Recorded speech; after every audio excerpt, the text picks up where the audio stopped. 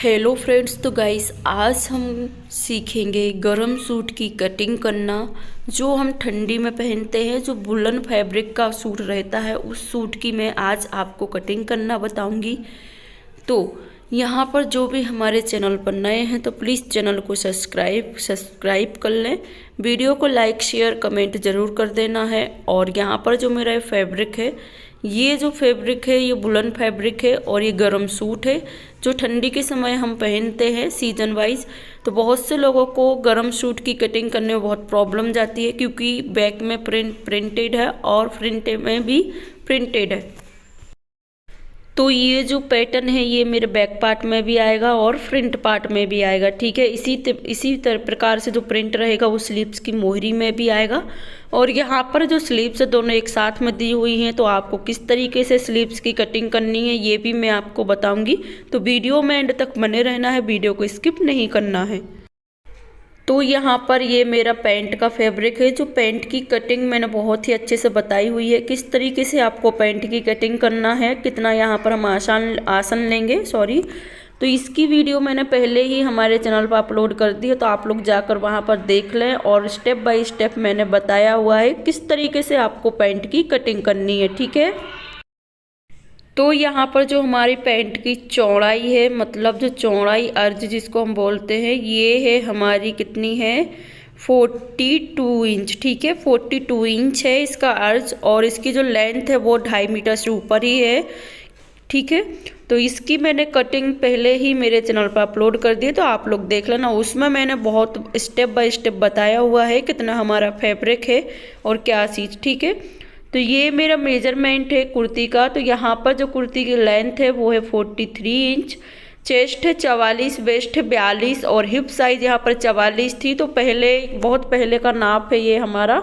तो यहाँ पर हम 46 लेंगे यहाँ पर हिप्स, ठीक है। तो हिप्स हम यहाँ पर 46 ले लेंगे, ठीक है। तो ये मेरा मेजरमेंट है, आप लोग ध्यान से देख लें। जिस मेजरमेंट के आधार पर मैं आज कुर्ती की कटिंग करना बताऊँगी, ठीक है।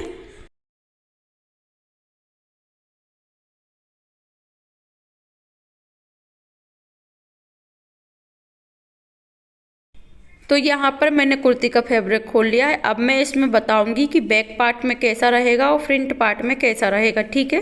तो ये जो मेरा नीचे की ओर प्रिंट है ये बैक और फ्रंट दोनों साइड आएगा, ठीक है। मतलब पीछे के पार्ट में भी आएगा और आगे के पार्ट में भी आएगा।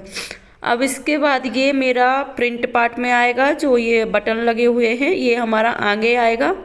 अब ये जो मेरा आगे आएगा और इसी में साइड में दी हुई है स्लीव्स, ठीक है। तो स्लीव्स का कपड़ा आप लोग देख सकते हैं कितना कम दिया हुआ है।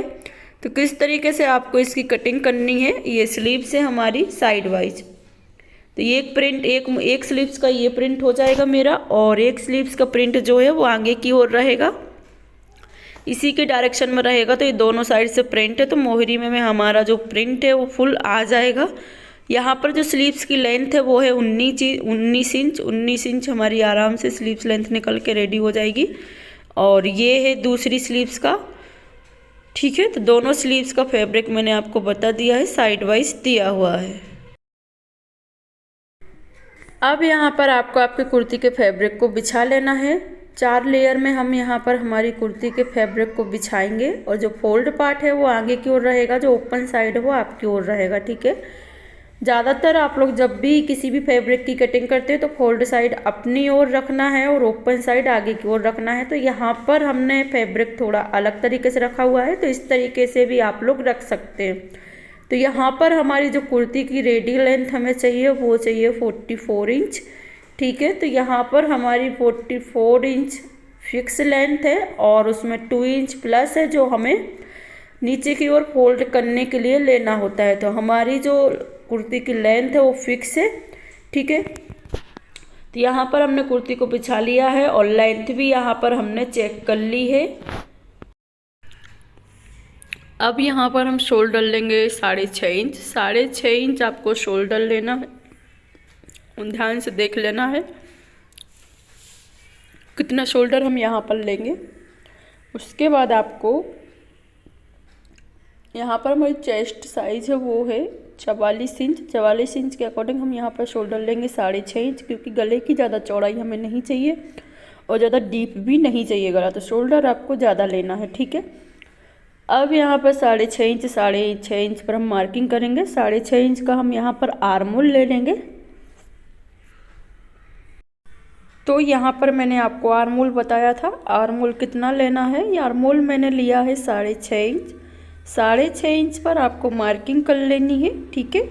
तो जो भी आपने टक लिए हैं वहाँ पर आपको क्या करना है, फिर जो आपने आर्मोल लिया है फिर उसके नीचे से हम मेजर टेप को रखेंगे तो चेस्ट का नाप लेंगे। तो यहाँ पर हमारी जो चेस्ट है वो है 44 इंच। 44 को डिवाइड बाय 4th पार्ट करेंगे तो हमें मिलेगा 11 इंच, ठीक है। तो 11 इंच पर आपको मार्किंग करना है, ठीक है। 11 से 11.5 आप लोग कर सकते हैं, ½ इंच आप एक्स्ट्रा लेके चलें ताकि आपकी कुर्ती में लूजिंग रहे।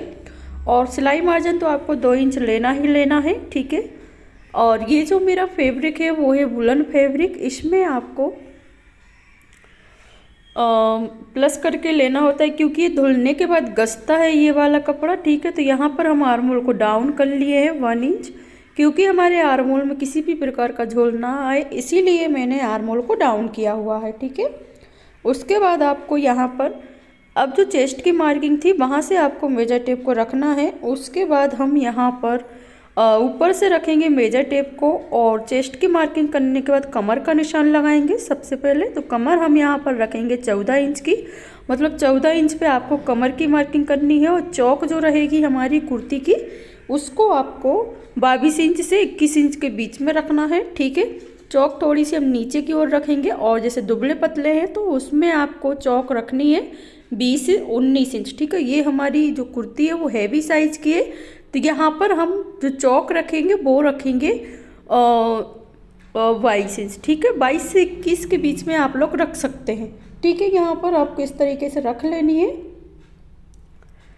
और यहाँ पर अब हम करेंगे मार्किंग कर लेंगे छोटी छोटी सी। यहाँ पर जो भी आपने डॉट किया है वहाँ पर आपको मार्क कर लेना है। यहाँ पर हम मार्किंग कर लेंगे। मार्किंग करने के बाद चेस्ट वाली लाइन को भी हम स्ट्रेट कर लेंगे। यहाँ पर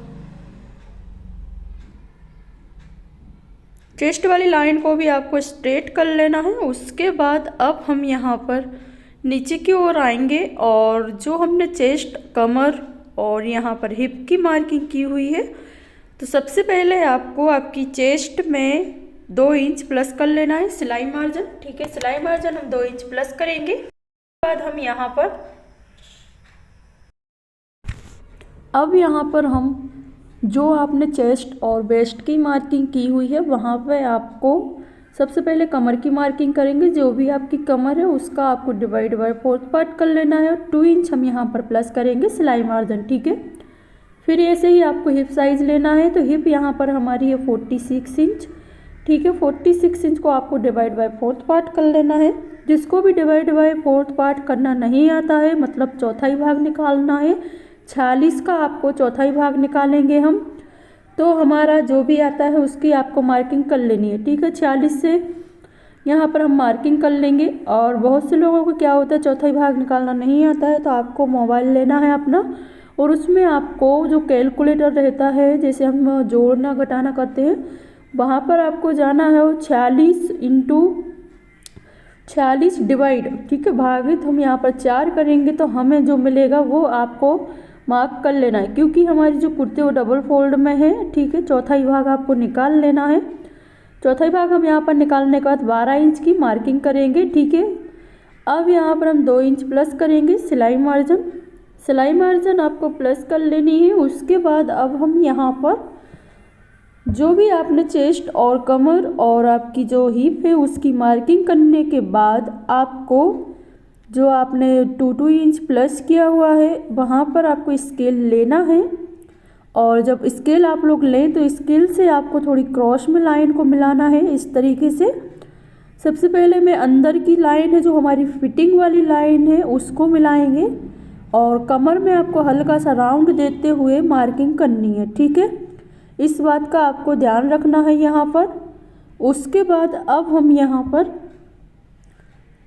ऊपर की जो मार्जिन वाली लाइन है बाहरी, उसको भी हम आपस में मिला लेंगे।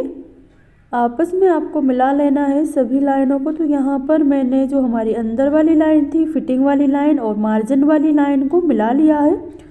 उसके बाद अब हम करेंगे नीचे की लाइन को स्ट्रेट कर लेना है। बिल्कुल जो आपने हिप वाली लाइन का मार्किंग किया हुआ है उसी लाइन से स्केल को रखना है और नीचे तक ही आपको इस तरीके से लाइन खींच लेनी है। ठीक है, तो यहाँ पर मैंने कुर्ती की जो मार्किंग थी किस तरीके से की हुई है वो आपको मैंने बताया। तो यहाँ पर शोल्डर की मार्किंग कर ली, आर्म होल को डाउन आपको ज़रूर करना है।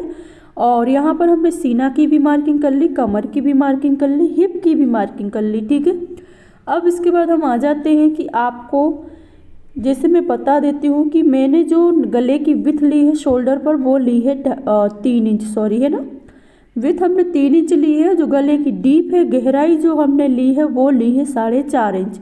इससे ज़्यादा हमारे कस्टमर को गहराई नहीं चाहिए है, इसीलिए मैंने यहाँ पर शोल्डर ज़्यादा लिया है। ठीक है, अगर आपका गला डीप रहता है तो आपको शोल्डर कम से कम रखने हैं। तो यहाँ पर मैंने गले की एक बॉक्स बना लिया है और यहाँ पर जो हम राउंड नेक बनाएंगे तो हम यहाँ पर राउंड नेक देने वाले हैं, तो गले की गोलाई की मार्किंग कर लेंगे। यहाँ पर हमने गले की गोलाई की मार्किंग कर ली है। अब इसके बाद हम गले की मार्किंग करने के बाद आपको जो आपकी चेस्ट है मतलब सीना, ठीक है, सीने की हमने जो मार्किंग की है वो कितने इंच की है वो मैं आपको लिख के बताऊंगी। 11 इंच। ठीक है, 11 चौको 44। ठीक है, और ये जो हमारी कमर की मार्किंग है वो की है हमने 10.5 इंच।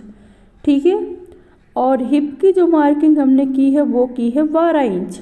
ठीक है, 12 इंच की हमने यहाँ पर मार्किंग की है और एक चौक वाली लाइन को आपको स्ट्रेट रखना है।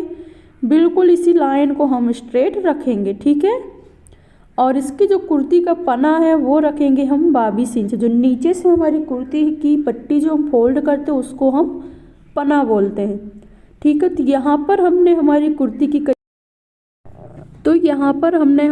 की कटिंग कर ली है। आप लोग देख सकते हैं जो भी आपने मार्किंग की हुई थी उसी बाहरी वाली जो मार्किंग थी हमारी मार्जिन वाली मार्किंग, उस मार्किंग के ऊपर से आपको कटिंग कर लेना है। ठीक है, और यहाँ पर मैंने राउंड नेक लिया है अपनी कुर्ती में और यहाँ पर मैंने कटिंग भी कर ली है। और जो मेरा नीचे की ओर फ्रंट है वो भी बैक एंड फ्रंट पार्ट में आएगा और मेजरमेंट भी मैंने लिख दिया है ताकि आप लोगों को समझ में आए। जो मैंने मेजरमेंट लिखा है उसका आपको चौथाई भाग कर लेना है। तो हमारी वीडियो अगर अच्छी लगी हो तो लाइक शेयर कमेंट, चैनल को सब्सक्राइब जरूर कर लेना है। Thanks for